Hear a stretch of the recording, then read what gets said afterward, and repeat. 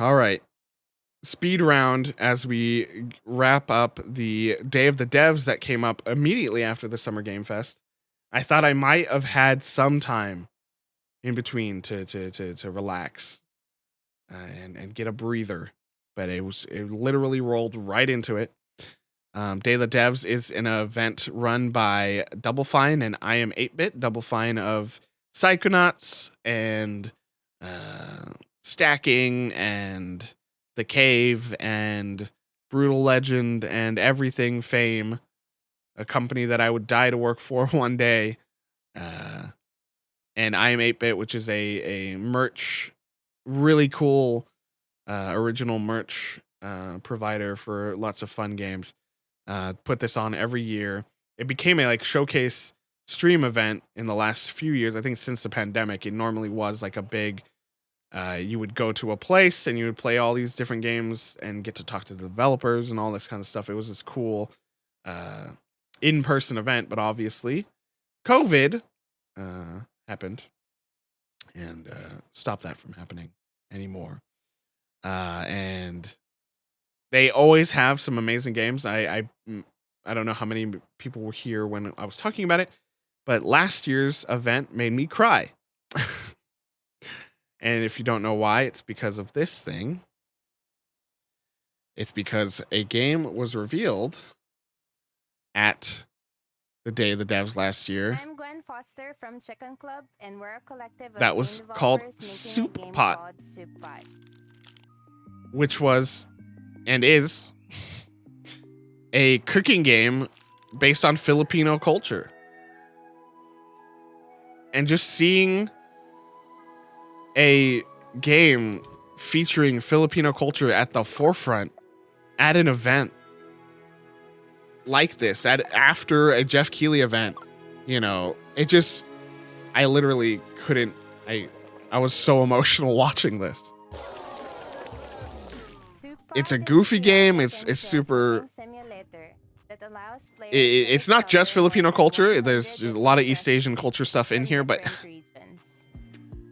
just seeing this again All is of making me which can be emotional. accessed in a So that's why I cried last year. But what I really meant to say was, Day of the Devs always has some of the best stuff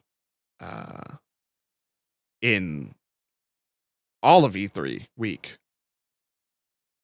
This being not E3 week, maybe things changed. They didn't. Day of the Devs is still amazing. So first up in Day of the Devs, my name is Michael.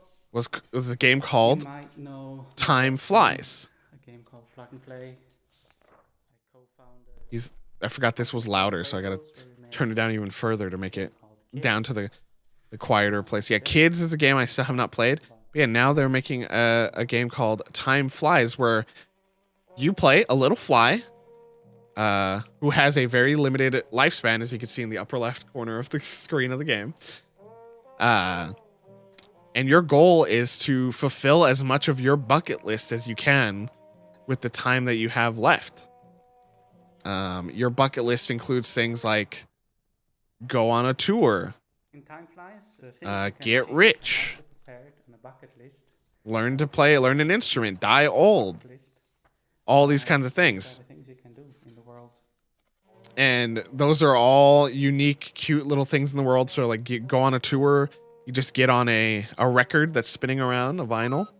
And if you stand on it long enough, you that's interesting. I didn't catch that. If you stand on it long enough, you go in a circle. You're going in a circle that's going on a tour. So there's just like cutesy ways for you to fulfill your bucket list with the time that you have as a fly. Another really interesting thing is this time up here, as you saw, it's been about 77 seconds every time, is based on the region that you pick when you start the game. It is translating down the average lifespan of people in that region from years down to seconds.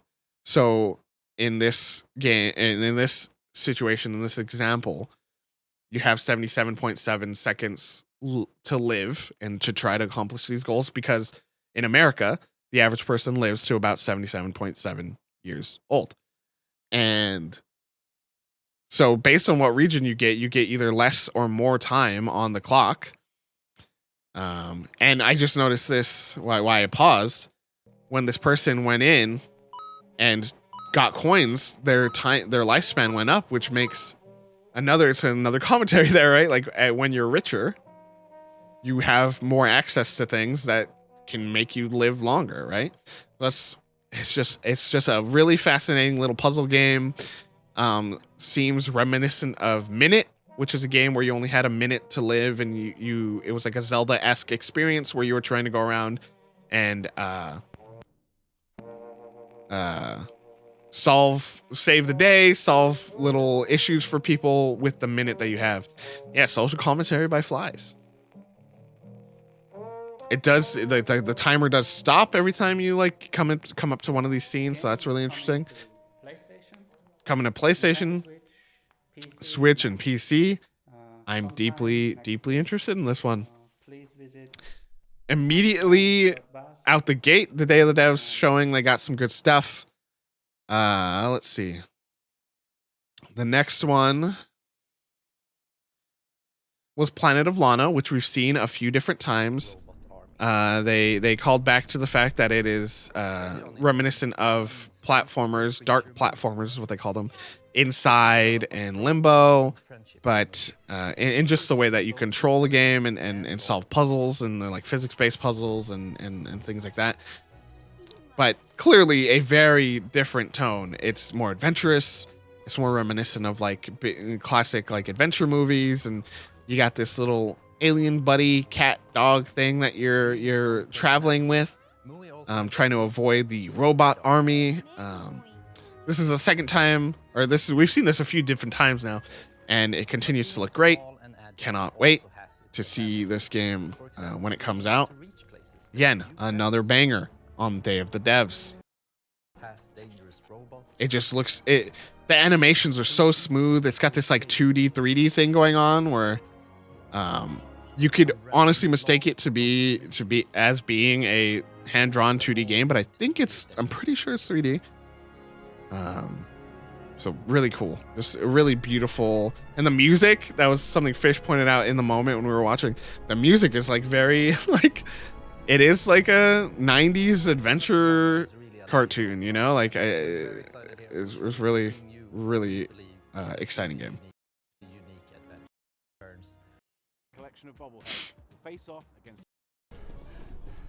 That's right. The next game was what was it called?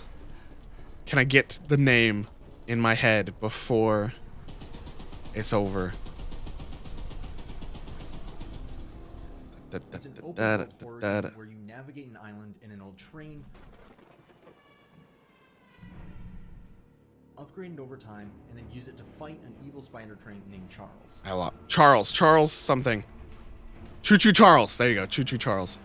So this is interesting. It seems like it's kind of melding all the classic indie horror experiences. You know, games like Slender, where you had to go around and collect 8 pieces of paper to escape this monster and all this stuff. But here you're in a train and you're going around this island and you're trying to get resources to build up your arsenal to eventually, as he said, summon and fight Choo Choo Charles one-on-one and kill him for good. As you saw in that little sequence just now, you don't do a lot of damage early on. So I think it's a really interesting continuation of, like I said, a few tropes that the indie horror scene already has, and remixing them into this really interesting package. I'm curious how much of this might be randomized so that you can play it again and again and again and have a different experience each time. Yeah, it'd be interesting to see if they add in any multiplayer to this. Be cool to have eventually down the line a one, you know, online competitive component where you have one person as Choo Choo Charlie and one person as a survivor, and you're trying to like stay away as much as possible. I don't know. It just has a lot of interesting pieces of the beloved indie horror experience. But it's trains and a spider train at that. Not the most for me game of the Day of the Devs, but it is a really interesting. Oh, Jesus Christ.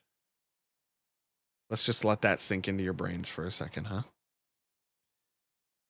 The next game was Escape Academy from a studio that originally, so I guess this is one of the places they helped build, would build these really interesting. Oh my God, is that what I think it is?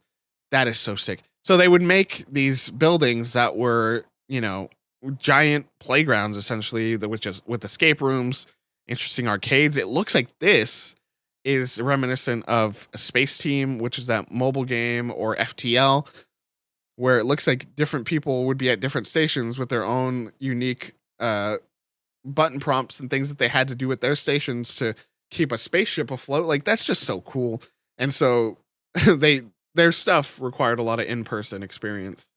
And considering COVID, they had to pivot their whole company, but they still wanted to make interesting room-based experiences. So they're making Escape Academy, which is based on escape rooms.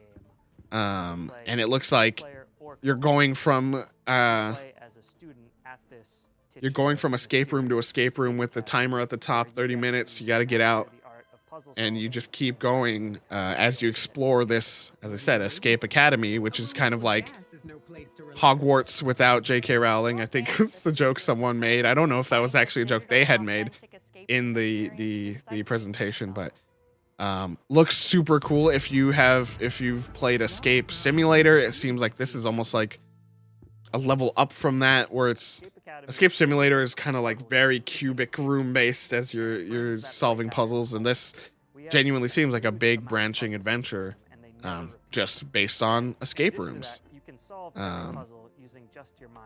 There's something they just pointed out there in the actual presentation, is that there's no dexterity needs. You can solve all the puzzles with just your mind. You don't have to be like really good at, you know, navigating with the controller or anything. Really cool. Yeah, this is one of the highlights for me for sure, because I'm all about this. It seems like it's only 2 players, which is fine. But yeah, very, very likely you'll see this played on stream or reviewed at the very least on VGG at some point. So keep an eye out for that. Has just a really fun style and goofy vibes, and yeah, really cool. The next game up was a game that I've been following for a while. I've talked to the devs very briefly via email before, and just deeply interested and curious about what A Little to the Left is going to turn into. This is a puzzle game all about organizing things. So getting picture frames straight, getting a pile of letters that you have organized just right, getting your bookshelf sorted, and just this beautiful hand-drawn aesthetic. Just so good. As I said while watching this is something that I do in my day-to-day life all the time. When I was a kid and I would go to the store with my parents, I was the kid who was walking around staging the stuff on the shelves and making it look nice and putting all the labels forward, because I was bored. I was just I'm always looking for patterns. I'm always looking for stuff to latch onto and try and mess with. And, you know, when we would leave, I was the kid who was over there putting the stuff onto the conveyor belt in just the right way, in just the right order, so that it perfectly fits, as compacted as possible. And so this game really speaks to me. And I like that there is a little chaos component in this game, as they're introducing their cat in the game as you're organizing things. Occasionally the cat will come in and fuck it all up, and you just got to start over. Which is it's super funny gimmick in a game like this. Yeah, A Little to the Left is a really really exciting little puzzle game that I've been waiting for. This is really interesting. It seems like they're gonna have like little daily challenges where they change up some of the existing puzzles in a fun way, and it'll keep you coming back every day even after you beat it the first time. So that's awesome. Like, We hope you enjoy A Little to the Left when it releases later this year. I cannot wait. I'm going to be emailing them after this, congratulating them on a really great showing, and you know, seeing about maybe talking to them, because they just seem like really excellent folks, and I cannot wait. Coming to Switch, coming to PC. Little to the Left. I know chat was enjoying that one. The next game is one we've already written about for at VGG. It is Bear and Breakfast, a management sim game where you run a bed and breakfast in the woods as a bear. It's super cute. As a bear, you can only communicate through little grunts and snorts. As a bear, you are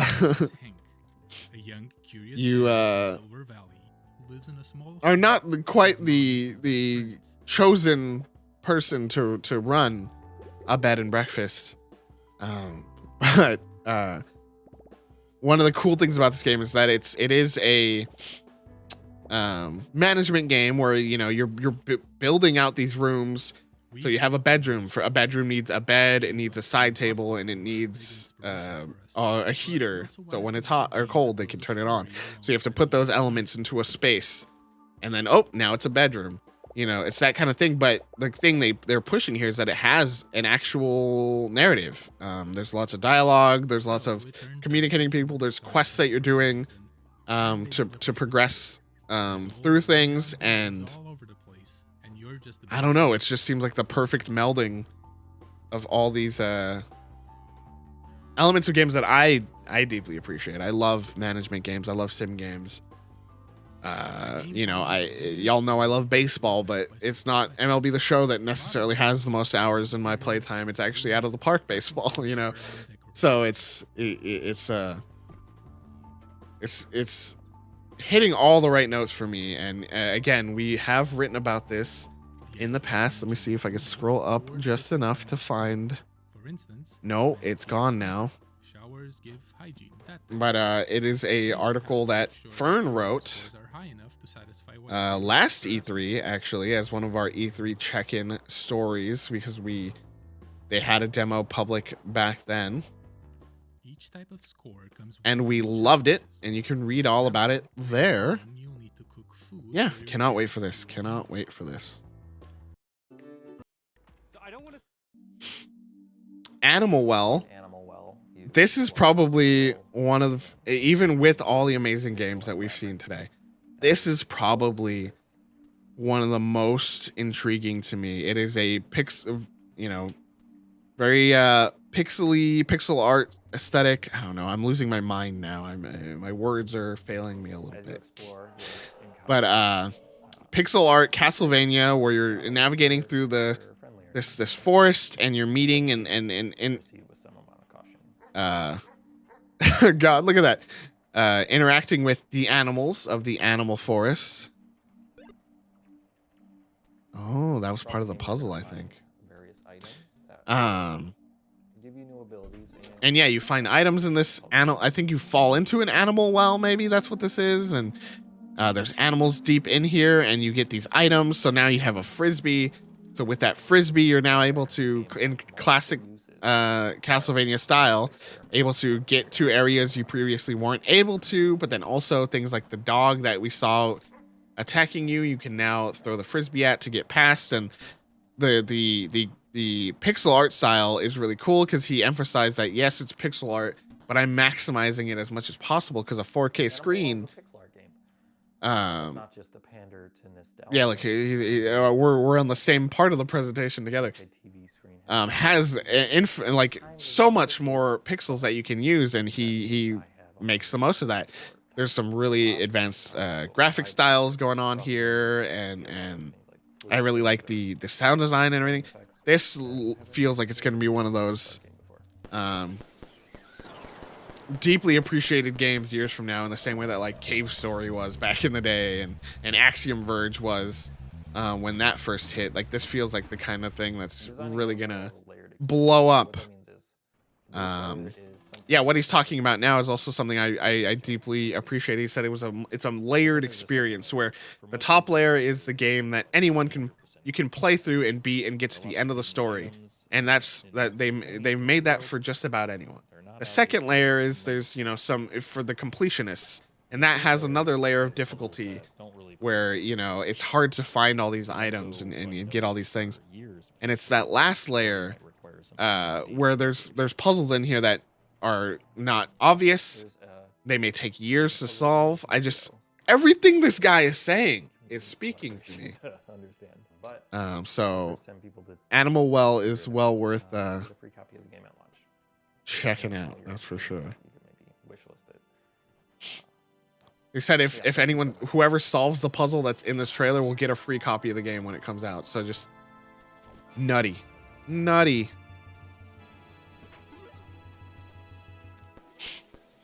I just found out about something we now have to cover on June 15th. There's an indie showcase that's going to show a new Frog Song trailer, so we got to be there for that. The next game was Naiad, which is a kind of lazy river exploration game. Seems to have a lot of similar themes to some stuff that we've seen recently, where it's very clearly beautiful nature, and interacting with nature and being a part of nature. You're learning how to do different swimming moves from different animals you meet and stuff. But as you progress, you'll see that humans are destroying the environment. You'll see cars that are polluting the river, and you'll see all these the river slowly getting darker and more destroyed as you progress. It just looks stunning. It looks like a very relaxing and calming experience. Like this is the kind of game I think I said where if it was just like an hour long, I don't think I'd be mad. I would just boot this game up just to sit and float for a bit and listen to this beautiful soundtrack and watch these beautiful visuals go by. Like I'm on board for this one as well.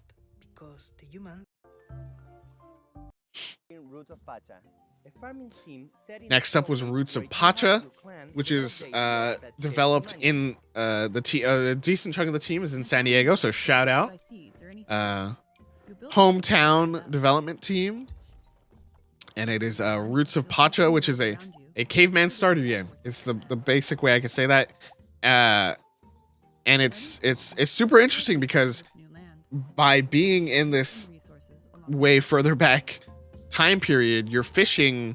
You don't have a fishing rod, you have a spear, and so the mini game for fishing is super different. A lot of these games fall into a lot of same feeling mechanics and systems because there's only so many ways you can do fishing. There's only so many ways you can do farming. There's only you could do space Stardew, you could do this Stardew, but like this one drastically changes it to where you have to work within the limitations of the technology of the time. So for example, you actually have to irrigate your fields and your farms. You can't just put sprinklers down, you got to keep an eye on that. And it's just, there's so many different things going on here that are, is inventive for the genre that I deeply respect. It seems like there's some mystical stuff where you can turn into animals and things. And yeah, sign me up tomorrow. There's a demo out, so we'll be checking that out eventually. This will probably be one of the games we highlight in the weeks to come as one of our E3 check-in articles. The game's Stone Age setting was inspired by Yeah, the book, The Clan awesome. of the Cave Bear. Awesome.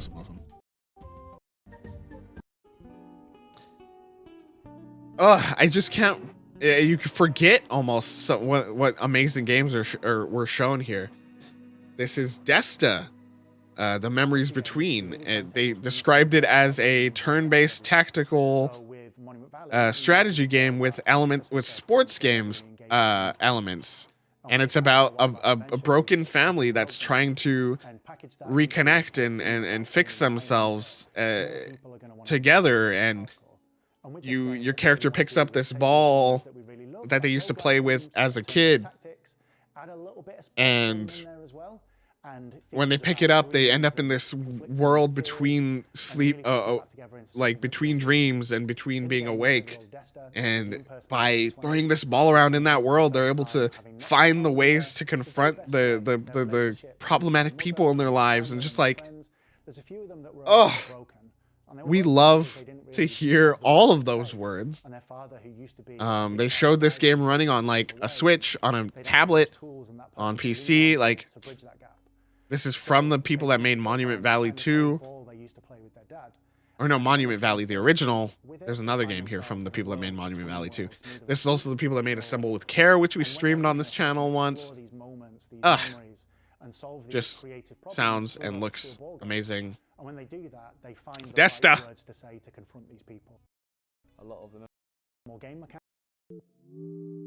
There's Shim, which we've seen a few different times at different events, which is a shadow platformer. You can only navigate in the shadows of the world. The world is constantly shifting around you. So that's just kind of the way you're able to get around, and you know, how you're gonna get across this, you know, large chasm. Oh, you rotate the world. You hop onto someone who's running around. You hop into the shadow of a passing by animal, and you try to hitch a ride that way. And it just seems like a really inventive, fun puzzle platformer that obviously has a super unique aesthetic. And yeah, again, Day of the Devs does not miss. Check it out and follow it. Or as usually they don't speak English, helping them to Then they highlighted these two. Asobu, I think, is the name of the company that highlights indie games from non-English speaking companies that otherwise may get lost in the shuffle. It's already hard enough for indies to break through, but then to be a non-English speaking indie is probably even harder, I'm sure. This game has not been localized yet, but this is a game called, like, I think it's Fox and Frog. And you're on this abandoned island running away from these monsters. As you can see, these demons. It has a very PS1 style, PS1, PS2 style, like just in the animation of the cutscenes and stuff here you can see. But everything's got all these fixed camera angles and pre-rendered backgrounds, which are highlights to that era. And it weirdly, it's clearly a horror experience, as you can see right now. But it looks weirdly chill and like inviting. I don't know how to explain it. But I cannot wait for that. And then there's this game, which is Goodbye World, which is a meta experience where you're has this kind of GBA 16-bit aesthetic in the real world, and then the 8-bit experience as you're playing this game that your characters are making. So the story is that it's the struggles of this small group of people trying to make their own game. And then so it's a mix of playing and examining the game that you're building, and struggling through your day-to-day life on the outside. So yeah, they shout out Ghost World, The Beginner's Guide, and Mother 3 as major influences, and anything that has those three things as inspirations is A-okay in my book. So cannot wait to see what this one is.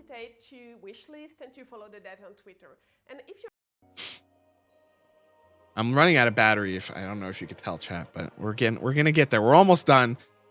This is a game from Fern. I don't know if you're still here and you're still able to listen, but this is from the developers of Landlord of the Woods, actually. Yeah, that's right. It's called Birth, and it's about the experience of fighting against loneliness when you move to a new city.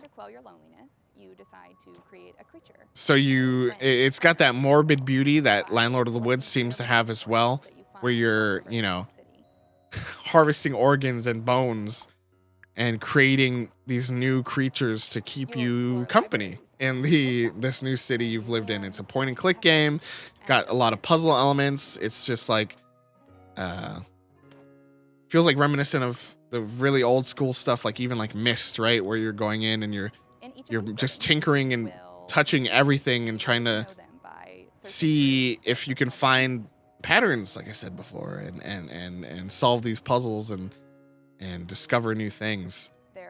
It looks really it's clearly got a very unique art style and gameplay style, and I'm on board. We need to play Landlord of the Woods on stream and get ready for this. So maybe we'll be doing that soon as well. Coming out in August. We got some time. And there's this game. It just keeps going, chat. It just keeps going. How to Say Goodbye. It's a game about learning how to deal with grief and how to move on while honoring, you know, the pain that you are experiencing. And so it has this puzzle game mechanic that's almost reminiscent of the traffic jam games, you know, where you had to get a car through, like you had to move all these different cars to get to the end, but clearly with advanced mechanics here. The art style is amazing. The music is amazing, and then the way they clearly are getting the most out of a simple mechanic, which is this path movement, you know, thing that they've got going on here. It just blows me away. It just blows me away how much they clearly are getting out of this. Got this really trippy aesthetic. The color scheme's changing constantly. The puzzle elements are tone is changing constantly. Just like a Rubik's Cube, the puzzles never end up in a state where you can't solve them. It seems like with enough tinkering, you can solve this game, and I cannot wait to try to do it myself. And with the heavier tone, it seems to be talking about, but it, you know, they said it's about loss and it's about dealing with grief, but it's not like just pure pain, right? It seems like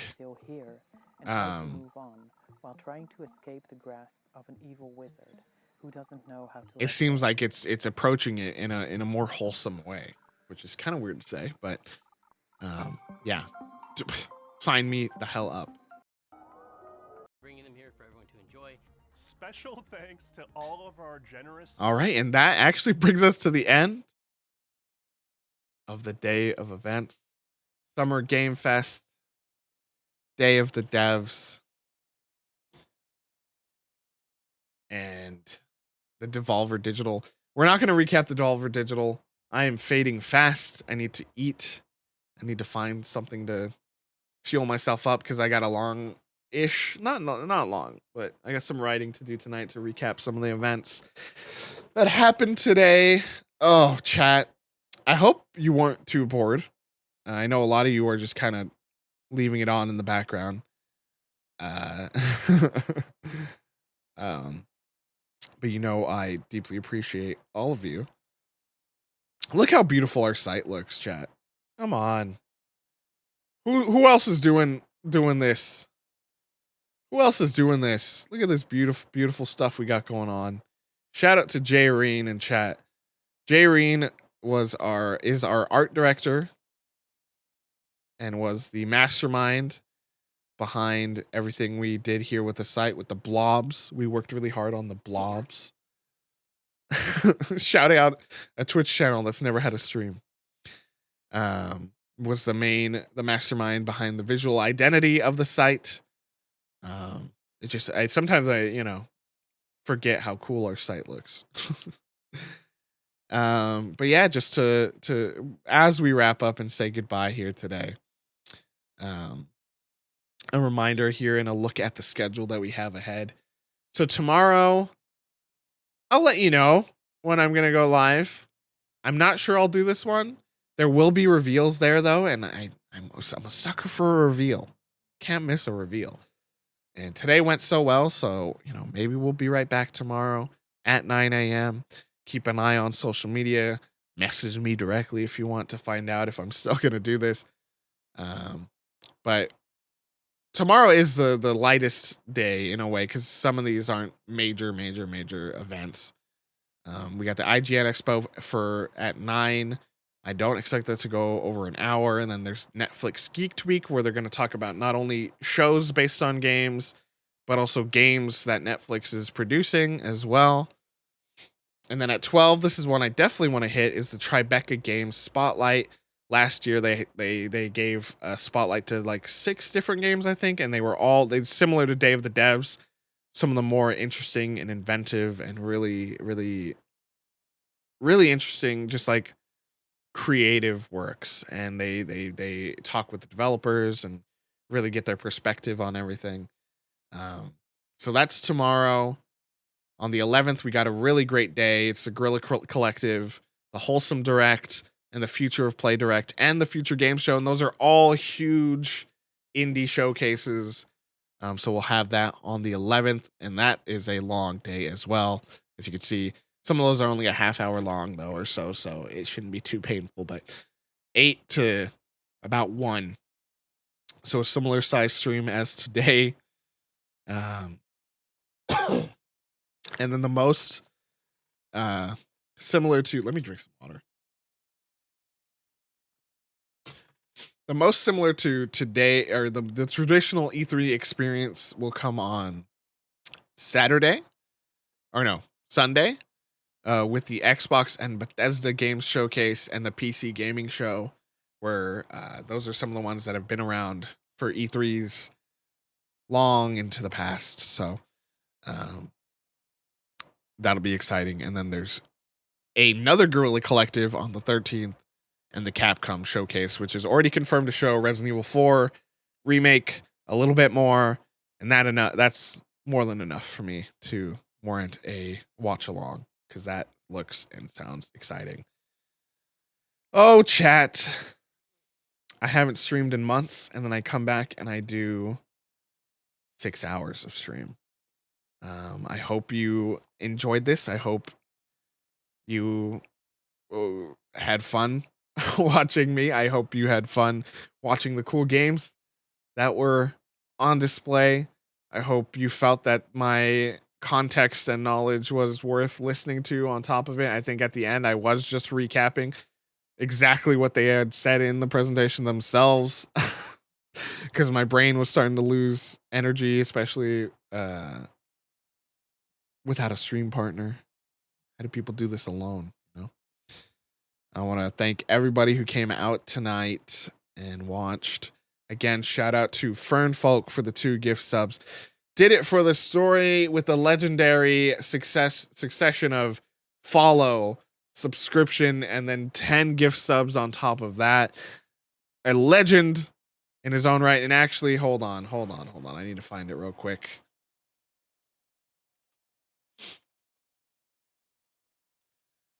Did it for the story, as I mentioned before, is a little bit of a legend.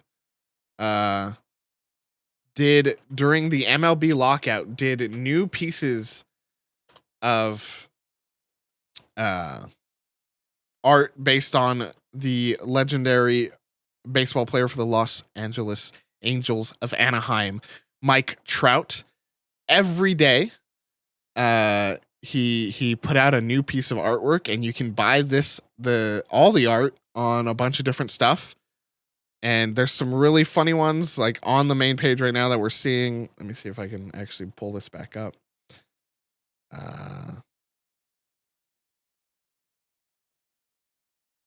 No. Hello, chat. There you go. You got Karate Kid, you got E.T., you got Squidward, you got Bernie Sanders with the mittens. And there's a table book. Oh, that's been sold out for a long time, actually. This is one of the most iconic pieces of art. It's so good. You can get all of them in a giant poster. They're so funny. They're so well done. You can get it on anything. Oh, that is beautiful. So please support the wonderful and fantastic Did It for the Story, as he spread the wealth a bit here tonight as well. And we appreciate him for that. Shout out to Potato Bandit Cat with the 16-month sub. At My Active Agent for the sub. Jamie with the gifted sub, J-Roll for the follow, Evan for the follow, Madrut16 for the follow, Freya for the follow. We had hype trains today. We had 100 bits from Freya, 16-month sub from Fern, 16-month sub from Rinks, 11th month sub from Fish, 13-month sub from Jamie. Oh, so much today. Again, thank you so much for supporting the channel. Please come back tomorrow. We'll be doing this again tomorrow. You know, what's the point if you don't come back tomorrow? I'm totally kidding. If you can't come, if you don't want to come, I totally get it. But consider stopping by again. We're going to be doing all this fun stuff again tomorrow. Showcasing some new announcements, some new trailers, having a good old time. All right, chat. I need to go rest and maybe try to write. Maybe I try to just get to it tomorrow. How did we do this last year, Fern? We did this last year. We streamed all the events. We wrote every day and somehow woke up early enough to stream the next event. Like, it was nuts. I don't know how we did it. We're going to try to do it again. But again, yeah, thank you so much, everybody, for stopping by and watching. I hope you enjoyed yourself. The power of being a baseball fan, I guess is what it is. Shout out. Go Padres. They're off today, which is great. I didn't have to worry about missing the game because of this. Ugh. Okay. Love you all. Have a wonderful rest of your day. And see you tomorrow. See you tomorrow? I hope so. Love you. Bye-bye. Outro music. I don't have outro music. So this is my outro song. I'll sing it all night long. It's not E3 2022. Not E3 2022. I'll see you tomorrow. I love you.